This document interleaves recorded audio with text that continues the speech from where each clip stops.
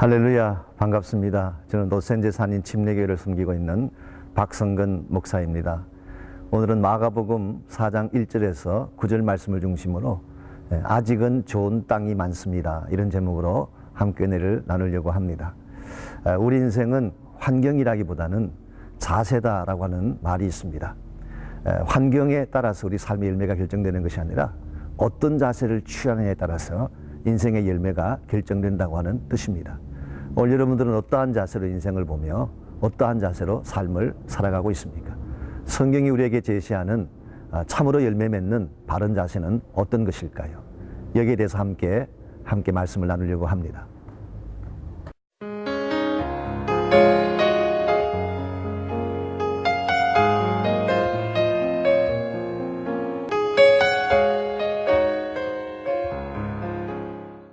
어떤 회사 사장님이 세일즈맨들을 모아놓고 다음과 같은 질문을 던졌습니다. 흰 손수건에 코너에 점을 한 개 찍은 후에 당신들에게 무엇이 보이느냐 질문을 던졌습니다. 그때 모여있던 모든 세일즈맨들은 한결같이 그 점이 보인다는 대답을 했습니다. 이 말을 들은 사장이 실망한 표정으로 다음과 같이 말을 합니다. 어떻게 당신의 눈에는 코너에 있는 점이 보입니까?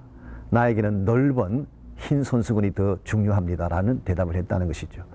오늘 많은 사람들이 이런 자세로 인생을 살고 있습니다.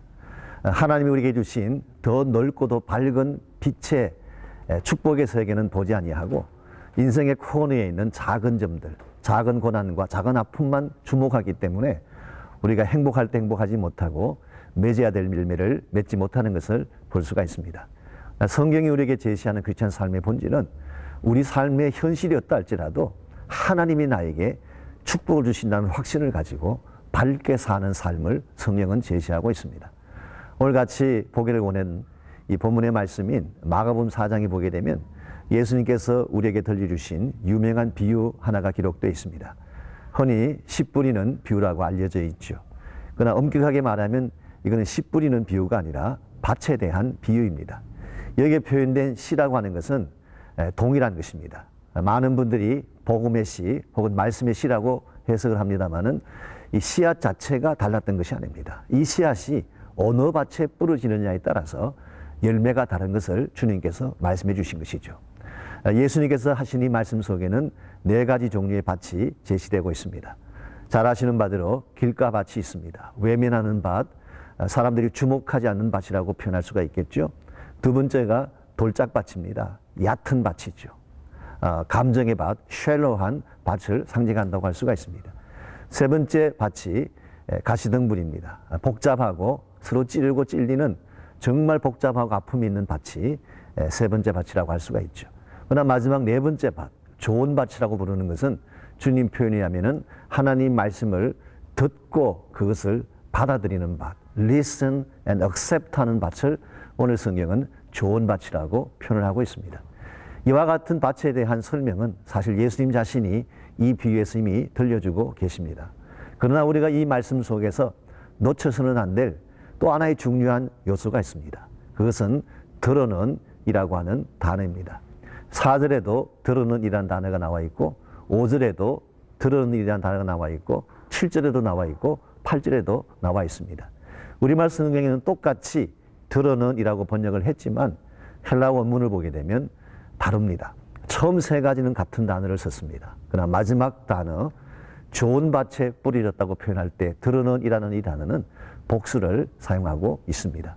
이것이 우리에게 무엇을 상징적으로 강조하는 것일까요? 4가지 종류의 밭이 있지만 하나님께서 정말 많이 뿌리는 밭은 좋은 밭이라는 뜻을 우리에게 제시해 주고 있습니다. 우리는 밭의 종류가 4가지니까 동일한 양의 씨앗을 뿌렸을 것이라고 의심하지만 실제는 그렇지 않다는 것이죠. 예수님께서는 밭의 종류는 다양하지만 정말 주님이 뿌리기를 원하시는 밭은 좋은 밭이고 좋은 밭에 더 많은 씨앗을 뿌리셔서 그 좋은 밭을 통하여 30배, 60배, 100배의 결실을 맺기를 원하신다는 것이 오늘 이 비유의 핵심이라고 할 수가 있습니다. 실제로 예수님께서 이 비유를 말씀하신 것은 장차 일어날 복음운동을 염두에 두고 말씀하셨다고 합니다. 예수님께서는 십자가를 지시고 부활하신 후에 성천에서 떠나십니다. 그리고 주님이 가신 후에 그 복음을 제자들에게 맡기고 가셨죠. 이제 제자들이 곳곳에 나가서 이 복음의 씨앗을 뿌리게 되면 너희들이 만나는 밭 가운데는 마치 길가밭처럼 외면하는 사람들도 있을 것이다. 심지어는 돌짝밭처럼 받을 때는 기쁨으로 받지만 금방 변질되어지는 변질의 밭도 너희들이 경험하게 될 것이다. 심지어는 가시등불같이 찌르고 상처를 주는 그런 고난의 밭도 존재할지 모른다. 그러나 포기하지 말고 끝까지 뿌리면 하나님께서 준비해 놓으신 밭은 좋은 밭이 더 많아. 좋은 밭에 뿌려진 복음의 씨앗이 언젠가는 30배, 60배, 100배의 결실을 맺게 될 것이다. 이것이 주님께서 오늘 이 비유의 말씀을 하신 중요한 이유 중에 하나입니다. 오늘 여러분과 제가 하나님의 사역을 감당하든지 우리에게 주어진 인생을 살아갈 때에 하나님이 준비해 놓으신 터전이 축복되다는 것을 볼 수 있는 눈이 필요합니다. 하나님은 우리 삶 가운데 고난만 안겨주시지 않습니다. 비참한 삶만 준비하시는 것이 아닙니다. 물론 저희들의 삶 가운데 안 되는 부분도 있고 풀리지 않는 사건들도 있지만 그러나 하나님이 여러분을 위해 준비해 놓으신 인생의 터전은 좋은 밭인 줄 믿습니다. 물론 우리 주변에 우리에게 상처를 주고 아픔을 주는 악한 자들도 있지만 여러분을 사랑하는 자들이 더 많다는 사실을 기억하시기 바랍니다. 풀리지 않고 안 되는 문제가 있지만 사실은 더 잘 되는 축복의 현장이 있다는 사실을 기억하고 우리 하나님을 향하여서 씨를 뿌리게 되면 하나님은 반드시 우리 인생 터전 가운데에 놀라운 열매를 맺게 하십니다. 자, 하나님께서 여러분과 저를 위해서 준비해 놓으신 밭이 좋은 밭이 더 많다는 사실을 안다면 이제 우리가 어떠한 자세로 씨앗을 뿌려가야 될까요? 첫 번째로 인내함으로 씨앗을 뿌려가야 됩니다. 농부가 씨앗을 뿌리고 당장 그것을 거두겠다고 생각하는 농부는 없습니다.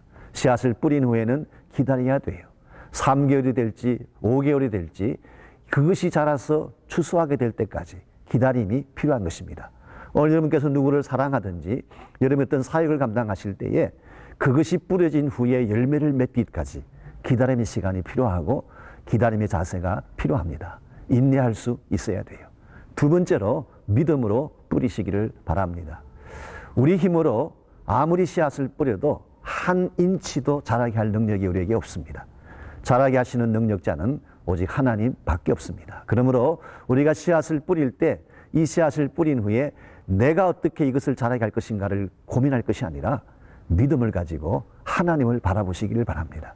하나님께서 자라게 하시고 변화하게 하십니다. 지금까지 내가 수많은 노력을 기울였지만 변하지 않던 그러한 아내나 남편이 혹시 있다면 하나님을 향한 믿음을 가지고 다시 기도해 보시기를 바랍니다. 하나님이 변화시키십니다. 믿음으로 사랑의 씨를 뿌리게 되면 하나님께서 그 결실을 맺게 하십니다. 이런 면에서 우리가 정말 하나님이 우리를 위해 준비해 놓으신 땅이 아름답고 축복된 터전이 더 많다면 첫째는 인내함으로 뿌리시기 바랍니다. 두 번째는 믿음으로 뿌리시기를 바랍니다. 마지막 세 번째로 비전을 보며 뿌리시기를 바랍니다.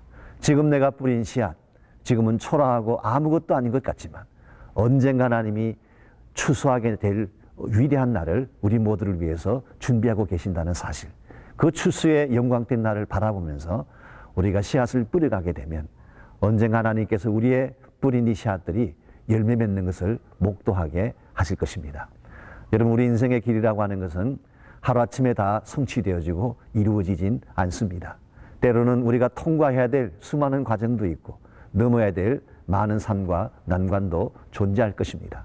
그럴지라도 하나님이 우리에게 분부하신 이 사명의 씨앗을 우리가 있는 곳곳에 뿌려나갈 때에 이것으로 말미암아 우리 주변에 복음의 꽃이 피기 시작하고 나아가서는 온 나라 온 민족이 이 복음 때문에 변화를 받고 온 세계 열방이 하나님 앞으로 돌아오는 날이 반드시 일어날 것입니다. 이것을 믿고 믿음으로 사시는 여러분 모두가 되시기 바랍니다. 기도하겠습니다. 하나님, 우리에게 이미 축복의 좋은 터전을 주시고 믿음으로 또 인내함으로 씨앗을 뿌리게 하시니 감사합니다. 이 사명을 잘 감당해서 하나님의 기뻐할 추수를 이루는 우리 모두가 되게 하여 주시옵소서. 예수님의 이름으로 기도하옵나이다. 아멘.